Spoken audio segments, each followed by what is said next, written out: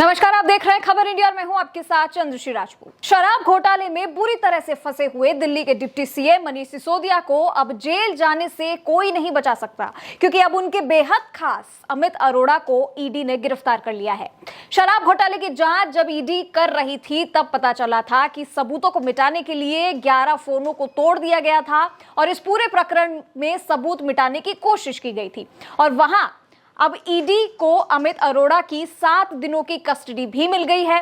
दिल्ली के मुख्यमंत्री अरविंद केजरीवाल राजनीति में बदलाव के लिए आए थे। उन्होंने बदलाव तो किया, लेकिन ये बदलाव किए कि भ्रष्टाचार, घोटाले, झूठ बोलने के सारे रिकॉर्ड तोड़ दिए। भ्रष्टाचार और घोटाले के कारण उनके स्वास्थ्य मंत्री सत्येंद्र जैन जेल में हैं और अब डिप्टी सीएम मनीष सिसोदिया के भी अंदर जाने की तैयारी में लगे हुए हैं। दुनिया भर में दिल्ली के शिक्षा मॉडल के बारे में ढिंडोरा पीटने वाले मनीष सिसोदिया एक भी स्कूल तो खुलवा नहीं पाए, लेकिन शराब के सैकड़ों ठेके जरूर बांट दिए। मनीष सिसोदिया पर शराब माफिया से साठ गांठ कर शराब के ठेके खुलवाने के केस दर्ज है। उन्होंने नियम के खिलाफ जाकर शराब के ठेके बांटे, जिससे दिल्ली को सैकड़ों करोड़ रुपए का राजस्व का नुकसान हो गया।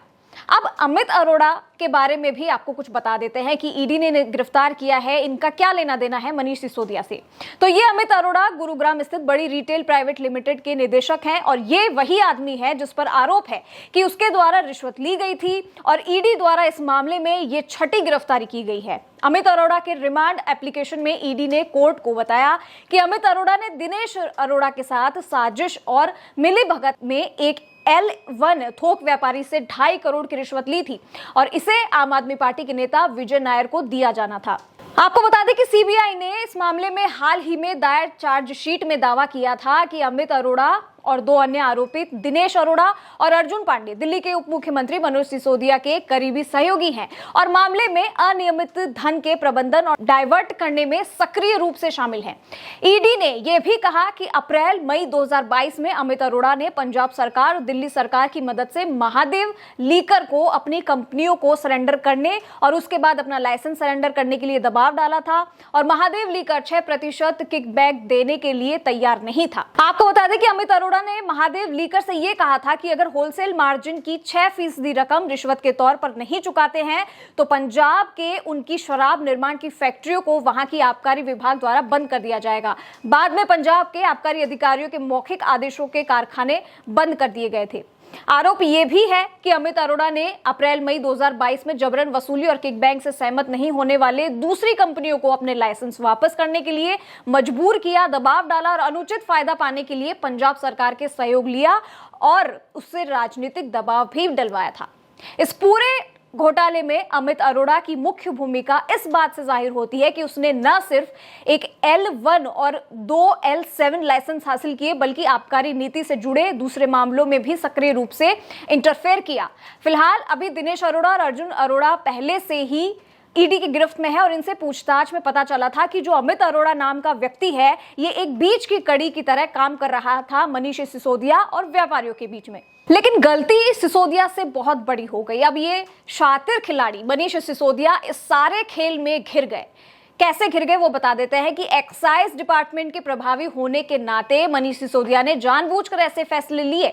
इसके आधार पर एलजी ने पाया कि आबकारी नीति को लागू करने के किस प्रकार की वित्तीय गड़बड़ियां हुई है। सिसोदिया पर एक्साइज पॉलिसी के नियमों का उल्लंघन करने का आरोप है और मुख्य सचिव की रिपोर्ट में यह भी कहा गया कि सिसोदिया ने कथित तौर पर टेंडर दिए जाने के बाद भी शराब लाइसेंसधारियों को जो है फायदा पहुंचाने की कोशिश की, जिससे सरकारी खजाने को नुकसान हुआ। और इसी रिपोर्ट में बताया गया कि शराब कारोबारियों को लाभ पहुंचाने के लिए सिसोदिया के आदेश पर एक्साइज पॉलिसी के जरिए करोड़ों के बहाने शराब ठेकेदारों को 144 करोड़ रुपए से भी ज्यादा का जो है उस पर माफ कर दिए गए थे। ईडी ने अपनी चार्जशीट में यह दावा किया है कि आबकारी नीति से जुड़ी कुछ खास जानकारियां पहले से ही लीक कर दी गई थी। चार्जशीट में यह भी आरोप लगाया गया कि मनीष सिसोदिया, कुछ सरकारी अधिकारी और दूसरे लीकर माफिया समेत 34 लोगों ने सबूत में हेराफेरी करने और 140 फोन नंबर बदले हैं। अब इस मामले में दिल्ली के मुख्यमंत्री अरविंद केजरीवाल कई महीने पहले अपनी सरकार के स्वास्थ्य मंत्री सत्येंद्र जैन की गिरफ्तारी के बाद दावा किया था कि जल्दी मनीष सिसोदिया को भी गिरफ्तार कर लिया जाएगा। जब सीबीआई का समन मिलने के बाद से आम आदमी पार्टी के तमाम बड़े नेता ही मनीष सिसोदिया की गिरफ्तारी का दबाव कर रहे हैं। वहीं राजनीतिक गलियारों में यह चर्चा है कि अगर सीबीआई मनीष सिसोदिया की गिरफ्तारी करती है तो इससे आम आदमी पार्टी को फायदा जबकि बीजेपी को नुकसान हो सकता है। अब अगर यह साबित हो जाता है कि जो ये लिंक्स हैं मनीष सिसोदिया के जो खास हैं, उनके द्वारा पैसा मनीष सिसोदिया को दिया गया है या फिर ये पैसा उन्हीं के पास है, और अगर ये साबित हो जाता है कि सिसोदिया के पास पैसे आए हैं तो निश्चित हो जाएगा और वो दिन दूर नहीं है जब मनीष सिसोदिया जेल में अपने बाकी साथियों के साथ ही मिलते हुए नजर आएंगे। लेकिन आप देखिए कि दिल्ली शराब घोटाले के मामले में सीबीआई ने जो चार्जशीट दायर की थी, इससे पहले जो पहली चार्जशीट उन्होंने लगाई थी उसमें मनीष सिसोदिया का नाम ही नहीं था, और इस पर फिर दिल्ली के सीएम अरविंद केजरीवाल ने यह कह दिया था कि इस पूरे मामले को उन्होंने फर्जी बता दिया था कि यह मामला है ही नहीं। सीबीआई ने जो पहली चार्जशीट दाखिल की थी उसमें 7 लोगों के खिलाफ आरोप पत्र दाखिल किए गए थे, लेकिन इसमें दिल्ली के डिप्टी सीएम यानी मनीष सिसोदिया का नाम शामिल ही नहीं था। तब मनीष सिसोदिया ने यह कह दिया था कि उनसे सीबीआई ने काफी पूछताछ की, लेकिन सीबीआई को उनके खिलाफ कोई पुख्ता सबूत नहीं मिले और उन्हें क्लीन चिट मिल गई है। लेकिन सीबीआई ने इसके जवाब देते हुए यह साफ मना कर दिया कि उन्होंने किसी को भी कोई क्लीन चिट नहीं दी है।